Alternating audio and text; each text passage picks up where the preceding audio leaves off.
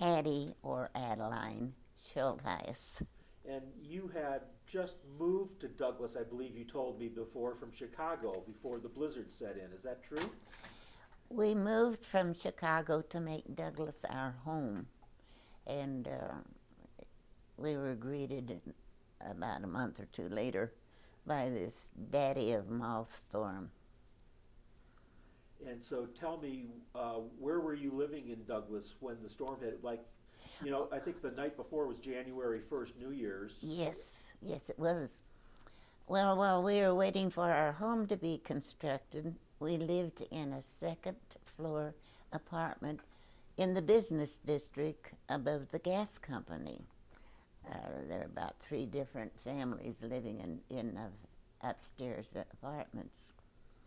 So we lived there during the storm and for a while afterwards too. But my husband was working as an administrator of the hospital. At that time, Douglas didn't have a real hospital. We were badly in need of one, but the POW, the prisoners, the Italians and the German prisoners were serviced in the hospital at the POW camp. It was just a mile or 2 outside of town across the river. And he was managing that. He was going to go to work that morning. As he went downstairs, he opened the door to go outside. There was a wall, complete white, of packed snow, completely up to the bottom, covered. Well, there's no way you could penetrate that. Trying to break it down, you couldn't. So it was a very, very, very strange storm. There was so much wind attached. The flakes themselves weren't large. They were small, very small, rather, well, you can't think of a snowflake being dry, but they weren't heavy or wet, like most of them are. But the snow had drifted west to the west side of the street and covered all these buildings, the whole block, up and beyond the second floor. It must have looked like a snow mountain. But across the street, the walks were visible, sidewalks were visible. It just came all the way toward our side. So, well, we couldn't get out at all. So we had to have somebody come and lure us out that we could get to work. Well, he couldn't get to work at all, but he was working, helping as everybody who was able was out trying to get rid of the snow. Well, where are we going to put it? There's snow everywhere. So it stacked up into the middle of the street, because on the other side it was not drifted at all. But it was a pretty high division between the street there. Did snow infiltrate your house? Oh, yes, indeed. It certainly did. Upstairs, our living room faced the windows. We had 2 windows in the living room. They faced the west. One window was fine. The other window, somehow during the night, snow had filtered in. Evidently there was a small crack of air or something in the seal of the window, or when it was locked shut. It seeped through somehow and came into the living room and stacked up a drift of snow right at the base of the window and onto the carpet, And I remember I got these dish pans. We used to do dishes, and we didn't have automatic dishwashers in those days. Dish pan loaded with snow that I dug out and got rid of several of those dishpanfuls. But it was just the most unusual snow. Douglas has had some mighty big snows. We've been inundated, isolated, no traffic of any kind. But it usually disappeared in short order, a day or two, you know. But this one, we were helpless. Where are we going to put it? Because everywhere was the same. But it was such a fine, fine snow. So fine, and the wind was so fierce. And then the directions it was coming from, in all directions, you know. I recall afterwards, it was very interesting, and the newspapers had pictures of unusual scenes that took place because of the snow. And this was not in Wyoming, but a rancher in Nebraska went out to go to one of his buildings, which was empty. When he opened the door, the whole room was filled with thick snow up to at least knee deep and drifting, you know, more so. Snow had entered the keyhole of the door and filled that whole room. Can you imagine that much snow coming through such a small passage? The winds must have been horrifically to drive it Fierce. through that small passage. It certainly was. Yeah. Well, that was our personal experience of this storm. We'll never, ever forget it. That's for sure. And it was so unique, so different from any other storm that we had. But how could such heaps, depths of snow drift with such tiny little flakes?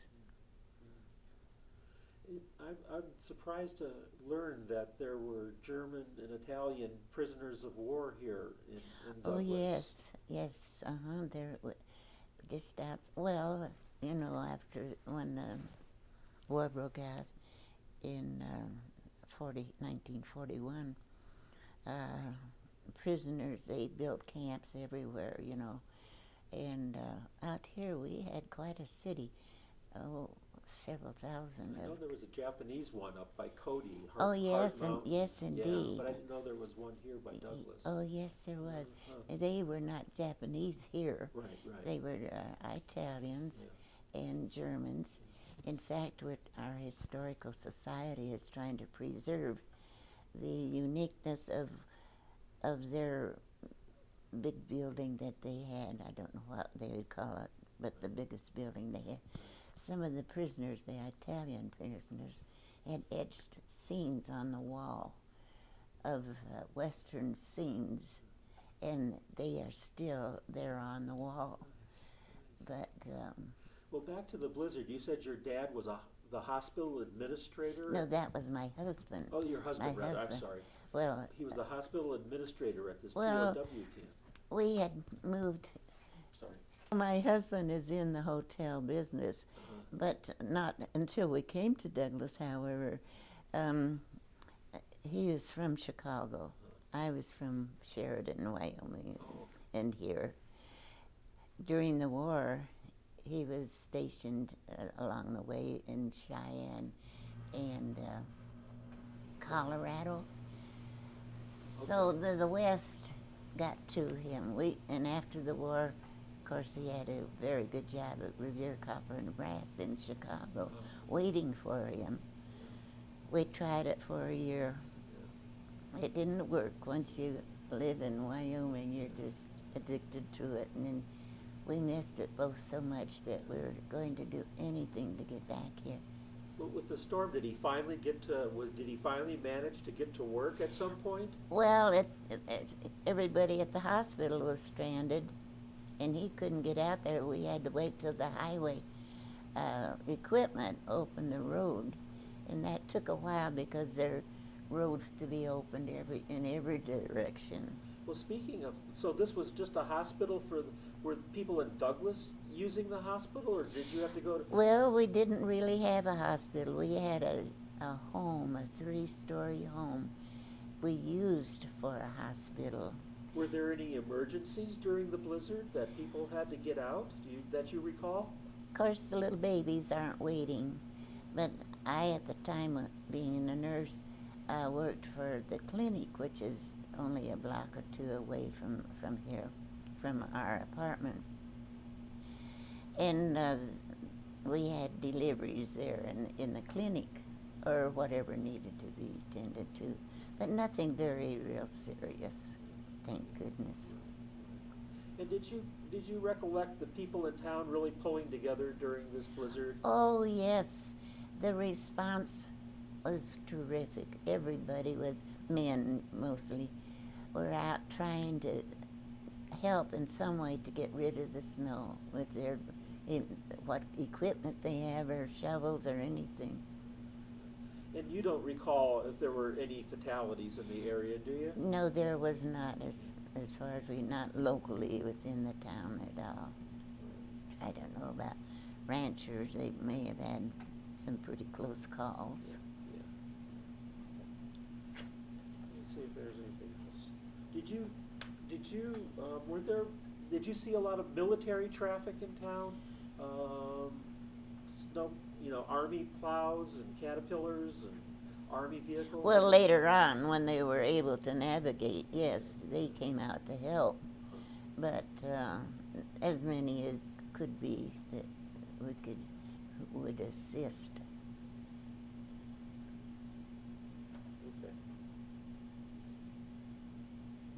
And the animals around Douglas took a. That is sad, I tell you. The livestock, they were helpless, just completely at the mercy of the storm. And they were just frozen right into their tracks. And you can't get to them to help. It was sad to see them. It was a great loss. So you were talking before about,